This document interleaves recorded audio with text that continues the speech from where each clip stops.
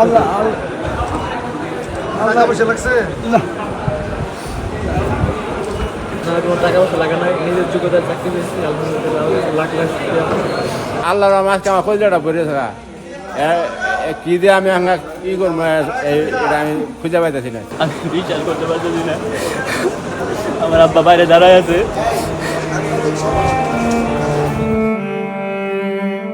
আজকে আমি আল্লাহর কাছে আর কিছু চাই না, আমি যেটা চাওয়ার আল্লাহ আমার যেটা দিয়ে দিছে।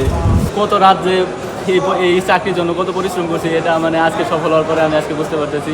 কত অক্লান্ত পরিশ্রম করছি এই চাকরির জন্য, কত ঘুম নির্ঘুম করছি, সেটা আমার তো আমি জানি। অ্যাপ্লাই করার পর আমি এখানে দৌড় টেকার পর তারপরে পরীক্ষা দেই, পরীক্ষার মাধ্যমে আমি উত্তীর্ণ হই। এমনিতে এখানে ভাইবাদেও আমি খুব ভালো আনসার দিতে পারছি এবং 2বার অ্যাপ্লাই করতে হয়েছে। এটা আমার বাবা মার জন্য অনেক আনন্দের বিষয়। কৃষক ফ্যামিলির মেয়ে আমি, আমার মা বাবার একমাত্র সন্তান। আমার বড় একটা ভাই আছে, ছোটো একটা ভাই আছে। আমি আরও অন্যান্য বাহিনী আছে ঠিক, কিন্তু আমি ছোটো থেকে পুলিশের প্রতি আগ্রহ ছিলাম, পুলিশ হবো এরকম একটা ইচ্ছা নিয়ে ছোটো থেকে বড় হয়েছি। আমি 2001 সালে পুলিশে আসছিলাম, আমি ওয়েটিংয়ে রাখা হয়েছিল, আমার চাকরির আমি পাইনি।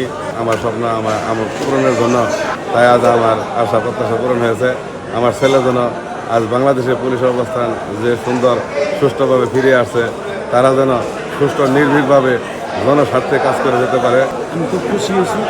আমি রিক্সা চালাই খাই, গরিব মানুষ আমার ছেলে চাকরি হয়েছে, আমি তো আমার মুক্ত হয়ে গেছে।